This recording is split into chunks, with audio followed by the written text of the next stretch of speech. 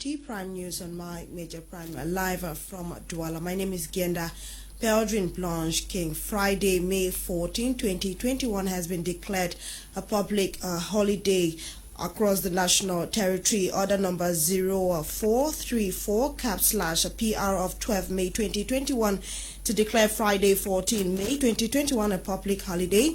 The head of state, mindful of the Constitution and Law number 73/5 of 7th December 1973, to lay down the system of legal holidays as amended and supplemented by Law number 76/8 of 8th July 1976, hereby orders Friday a public holiday throughout the national territory. The decree was signed today by head of state, President Paul Biya.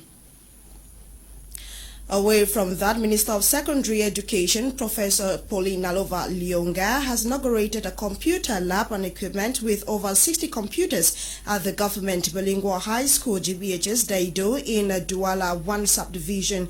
Littoral Region Governor Samuel Jodone Ivaha Dibua and other top officials of secondary education in the region answered present at the inaugural ceremony.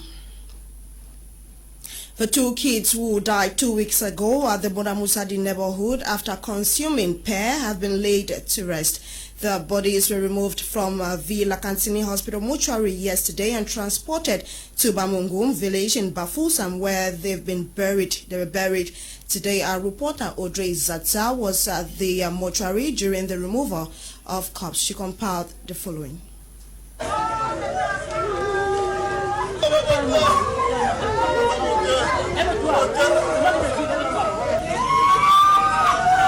Pleurs et consternation sont les émotions qui ont marqué cette levée de corps de Noé et Lisandra depuis la morgue de l'hôpital Lakentini de Douala jusqu'au domicile familial. Hier, dans l'après-midi, amis et sympathisants, ils étaient en nombre réduit conformément aux mesures barrières édictées par le gouvernement à s'y être rendus pour soutenir cette famille qui porte durement le deuil de ses enfants décédés à l'âge de 3 et 5 ans. La sortie des deux petits cercueils n'a pas laissé les membres de la famille indifférents, plongés dans l'émotion, les cris, les douleurs. Ils étaient insaisissables. On rappelle les corps des enfants qui sont décédés dans la soirée du 27 avril dernier après avoir consommé de l'avocat avaient été confisqués par les forces de maintien de l'ordre pour une autopsie. Autopsie qui, selon un membre de la famille, n'a pas été réalisée, faute de moyens. Au domicile familial, au lieu dit Carrefour Lycée, c'est dans cette même ambiance morose qu'a eu lieu une messe de requiem. La famille, difficile de se prononcer parce que éprouvée, a conduit les corps de Lisandra et Noé au village où ils ont été inhumés.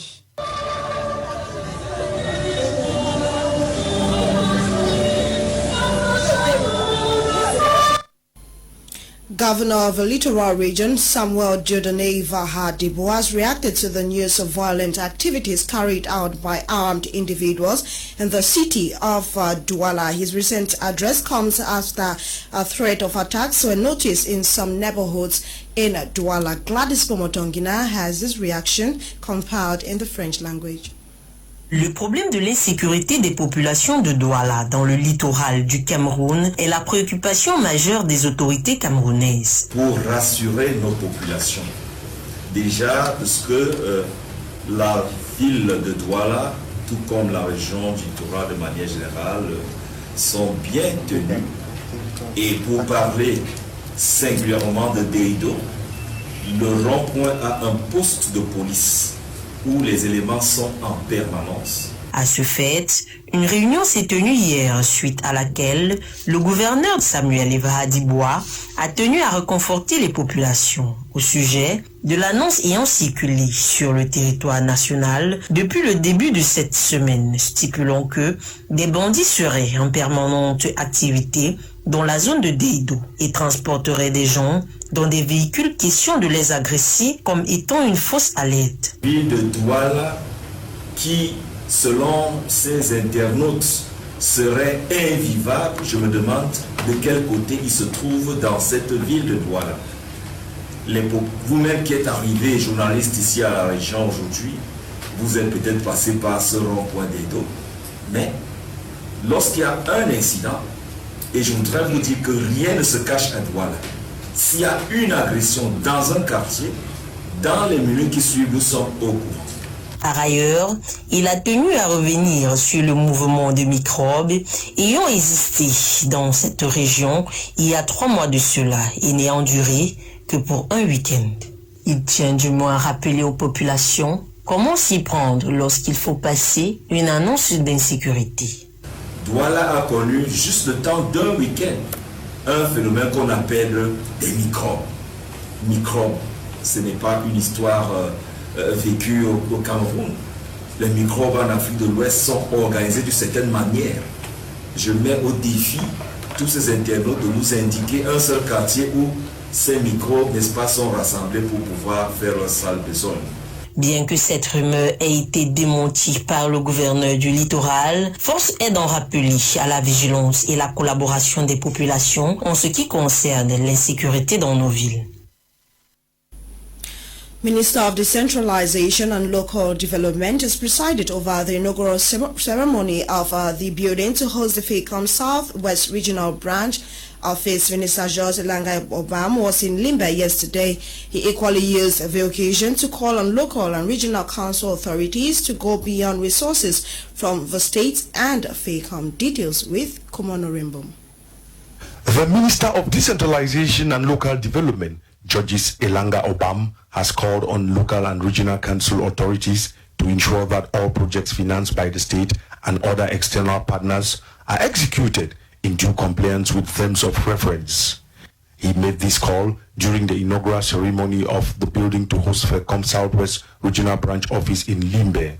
Minister Georges Elanga-Obam equally urged local and regional council authorities to go beyond traditional resources from the state and FECOM to engage in innovative financing for the funding of projects. In his inaugural speech, Minister Georges Elanga-Obam hailed the General Manager for FECOM, Philippe Camille Akoa, who in a record time has been able to construct the head offices of 6 out of 10 regional branches, as well as the main head office in Yaoundé. Through this building, the personnel of FECOM Southwest Regional Branch will work on a conducive environment, all geared towards bringing the necessary support to local and regional councils authorities. In that connection, I wish to reassure you that FECOM will always be by your side to help you fulfill your dream and vision of local and regional development here in the Southwest region. On his part, the General Manager of the Special Council Support Fund for Mutual Assistance, Philippe Camille Akoa, indicated that from 2011 to 2020, FECOM granted an accumulative amount of 290,870 million francs CFA to all regional and local councils in Cameroon. In the Southwest region, 31 councils and 2 city councils benefited the sum of 14,633 million francs CFA and succeeded to realize 149 projects representing a relative value of 7%. During this period, FECOM equally paid to these councils 52,946 million under additional council taxes and other taxes which were subjected to equalization. We must listen to those to whom we work and must constantly seek their satisfaction. Limbe exchanges with mayors are therefore being frank and constructive. That is why I think today's ceremony, which marks FECOM's presence in the Southwest region, has a specific connotation. The inaugural ceremony comes at the wake of the great historic moment for the nation and the Southwest region in particular, especially with the putting in place of regional councils and regional assemblies at the behest of the decentralization process. Stakeholders in the education sector, drawn from the 10 regions of Cameroon, have been urged to work together to curb the ills, especially in a school environment. The call was made recently by Professor Paulina Lova-Lyonga while presiding over the opening of a 2-day workshop in Boya on violence and drugs in schools. The workshop comes on the heels of increasing violence experienced in schools in Cameroon. Details with Clarice Ekowe. These are some stakeholders in the education sector drawn from the 10 regions of Cameroon who underwent a 2-day capacity building workshop in Buea, presided at by the Minister of Secondary Education, Professor Pauline Nalova-Lyonga. This workshop was to brainstorm on ways of fighting drug violence in school milieus, given the increasing rate of violence recorded in most schools nowadays. In his welcome address, the representative of the mayor lauded the initiative, especially with the institution of online tracking devices to monitor students while in schools. On her part, Minister Nalova, in her opening speech, regretted the fact that most schools have become an arena for the increased rate of violence, immorality, among other ills, while stating that school authorities need to take binding resolutions in order to protect the interests of students. This is an opportunity for us to make our final resolutions as far as the problem of violence and drug use and misuse in schools is concerned. We've made it known to parliamentarians, we've made it known to parents, we've made it known to all teachers that it is time for us to have a resolution, to have resolutions, and to have, problems and regulations that will rule activities of students and teachers in all the schools, so that the schools are behaving uniformly.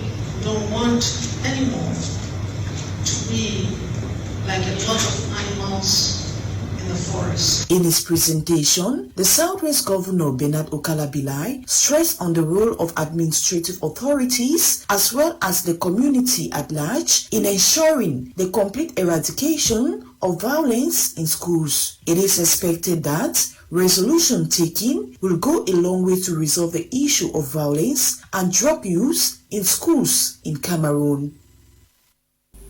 The management of BT Media Group and the second most popular private school in the country, Duval International, have signed a partnership agreement that will enable an exchange of services between both parties, all aimed at boosting consumer satisfaction. The partnership agreement was signed today here in Douala. Our reporter, Dolly Gonde, was present and compiled the following. In an emerging society as Cameroon, negotiated accords are a plus to the growth and sustainability of enterprises. These are members of the BT Media Group, accompanied for a tour around the prestigious Duval International School Douala by the administration and staff. Today marks the start of history as the two gurus, BT Media Group and the Duval Group, officially engage into working relations in a bid to boost quality services and performance. Sitting behind closed doors, both parties deliberate further on diverse issues, but most importantly, on how this partnership deal will go a long way to benefit the common man. There is this spontaneous and rapid communication with Earth. We guarantee you that once the banner is there at the entrance, as they are passing and going out, their eyes on it. During our events and on the 29th of this month, we're going to have the feast for the next session. The BT Media Group, which offers a wide range of services in terms of audiovisuals and telecommunications, is also a huge promoter to entrepreneurial success, thus the New Deal. And on its part, as the country's second most popular private school with international standards, Duval Comprehensive Bilingual College is also renowned for its prolific curriculum. Je pense d'ailleurs qu'il est demandé à M. Kotia, dans la préparation de cette cérémonie, de se rapprocher auprès de M. le directeur. By the end of the working session, champagnes were popped up as both parties drank to seal the deal. A pupil of government primary practicing school, Bafang, is currently receiving treatment at the Referral Hospital for injuries sustained while trying to escape COVID-19 vaccines. According to sources, rumors circulated that a team was on campus to administer coronavirus vaccine to pupils, causing fright amongst these pupils who decided to leave the school campus. Details with Fonquinta.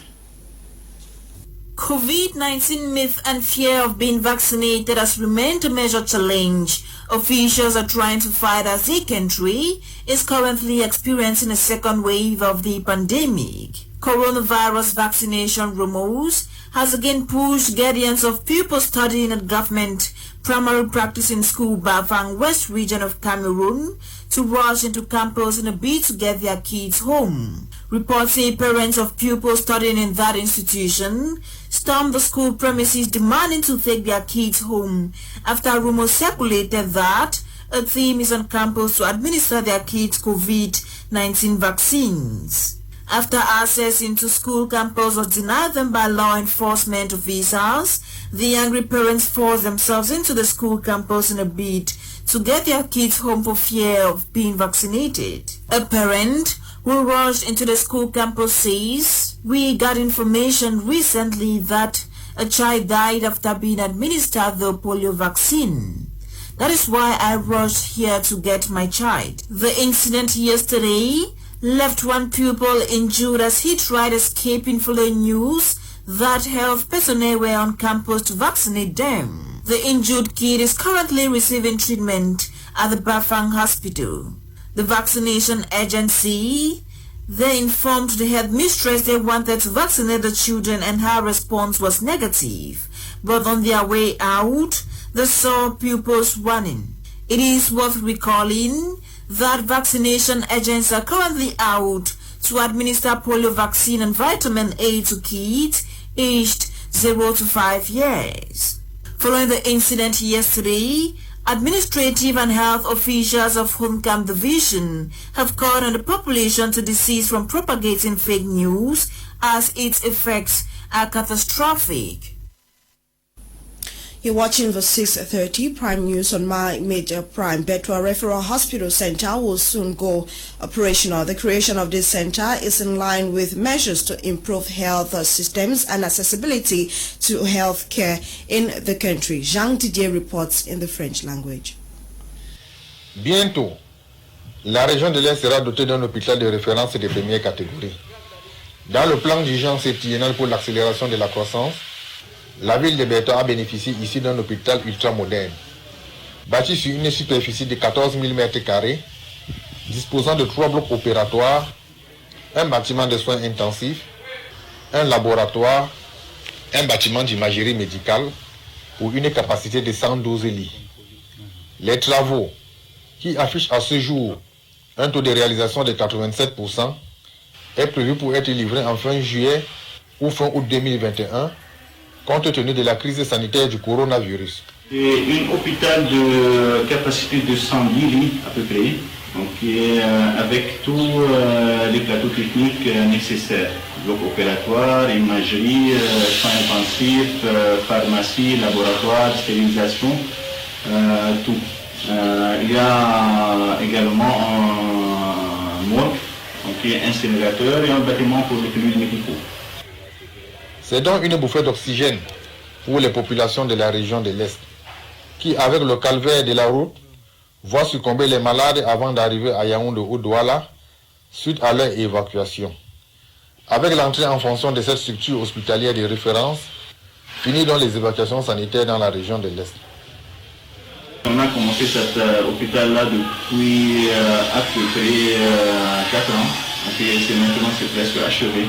On va vraiment assurer une meilleure soin pour toute la population de l'entourage de Betua. Notons que le centre hospitalier de référence de Betua fait partie des 8 centres de référence construits au Cameroun par son Excellence Paul Biya afin d'améliorer la santé des populations. It's time for sports news with a topic content in the French language. Préparation pour la CAN Total Cameroun 2021-2022. L'évolution du chantier du complexe sportif d'Olimbi est observable. C'est le constat fait hier, mardi 12 mai 2021, par le ministre des Sports et de l'Éducation physique, Nassis Mouele Kombi, accompagné de la commission d'inspection de la CAF, venue au Cameroun le 9 mai dernier pour le choix du site devant abriter le tirage au sort de la Coupe d'Afrique des Nations qui va se jouer en juin 2022 dans le pays de Samuel Eto'o. Conformément aux composantes impliquées par la CAN, le gros travail est déjà fait. Concernant les 2 annexes, les esplanades ont été coulées. Les pistes d'athlétisme en revêtement de sable et de gravier attendent la couche de bitume au tâton rouge. Dans l'enceinte principale, il se prépare le bétonnage du parvis principal où les tourniquets présents seront installés progressivement. Parlant de l'aménagement des façades, le travail se poursuit.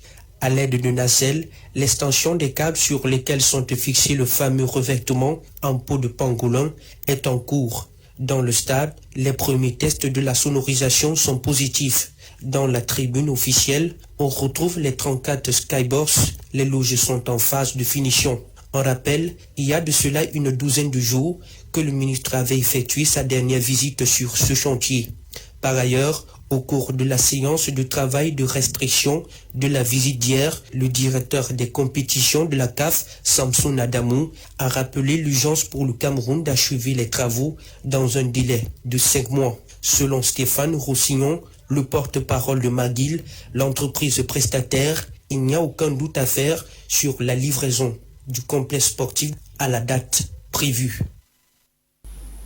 We've come to the end of today's edition of Prime News on My Media Prime. See you tomorrow at 6:30 for another edition. My name is Gena Pelgian Blanche King. Stay tuned at 7 p.m. Prime Hour will be live. Enjoy today's edition of Prime Hour. Happy viewing and good night.